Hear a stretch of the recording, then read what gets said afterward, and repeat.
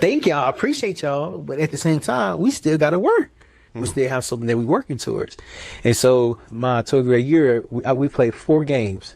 And I played 4 games. In the 4th game, I tore my ACL. Prior to me tearing my ACL, I had 36 tackles within the first game, within the first 4 games. That's a big deal. That is a huge deal. Were you Mike linebacker? Were you outside linebacker? We ran a 5-2. So it was 5 linemen and 2 linebackers. Oh, okay. Yes, 36 tackles. And I was at the top for 2 or 3 weeks. Mm-hmm. Within that time after I tore my ACL. Yeah, you're averaging 9 tackles a game. That's unbelievable. That's all state, man. Yeah. Unbelievable. And you shared with me that you knew that you wasn't going to play football at USF when you had to come to terms with that. Mm-hmm. I knew I wasn't going to play college football because of my size. Yeah. Like them boys in college are huge. Yeah. Huge. It's the best of the best out of the high school group, right? And so I had dreams when I knew that the Air Force wasn't going to work out. I thought, hey, you know what? I'm going to pour everything into football. And so I thought, all right, how do I play at college? So I figured out what I had to do.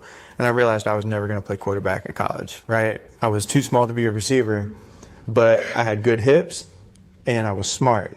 So I was going to turn around and play DB. Mm-hmm. And I had a partial scholarship to play at FSU. And I think, okay, great. This is it. This is the start. I'm going to get there.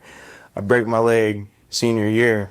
After the football season, but I broke my leg doing gymnastics. I was trying to stay limber because I saw Michael Jordan would do ballet. Yeah, ballet wasn't necessarily for me, so I tried to do gymnastics instead. And so I broke my leg I've broken my leg 3 times. That's just this leg. I'm a rough and tumble kid, man. That's 3 times? You know your lesson the first time? Well, no. The second? I didn't do it in 9. And so the 3rd time I made sure to do it right. And that's when I met my wife. She said if I ever broke it again, that's grounds for divorce. Okay.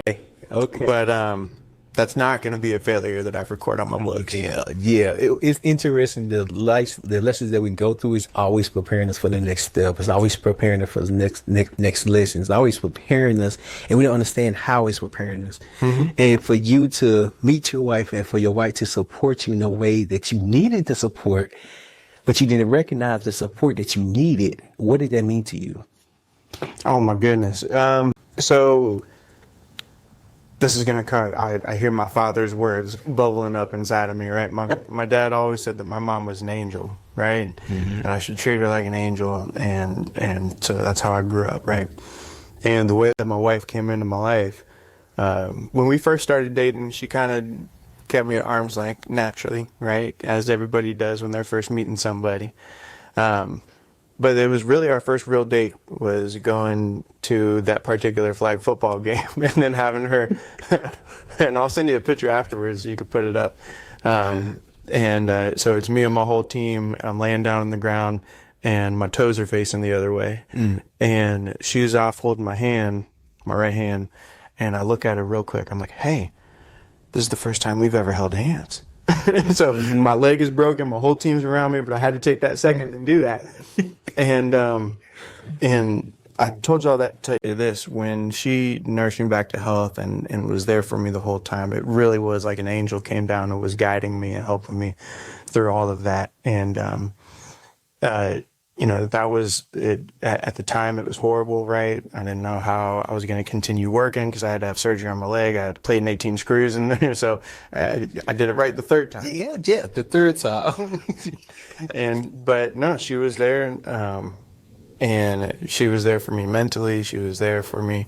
I mean, I barely knew her at the time. It was our first date was to that football game, and she started cooking for me, and I don't know about you, but anyway, to a man's heart, especially from the South, is through his stomach. And we've just been together ever since. And it really was, it was a blessing. So that failure, while at the time felt, it was world ending, right? My leg is, I can't walk anymore. And if I can't walk, I couldn't do my job at the time anymore. I was working at National Aviation Academy. Bo had left the company since then. And so part of my job description was to give tours of the aviation hangar. At the hangar, there's routinely oil on the ground. And so my job at the time said, hey, we can't have you work it right now. You have to take FMLA. And so now my leg is broken. I have no income. You know, what am I going to do? And then this angel named Sian Provenzano comes down and says, it's all right, Bill, we're going to get you through this. And we've been together ever since. And that's what, 20, you say 26, 20,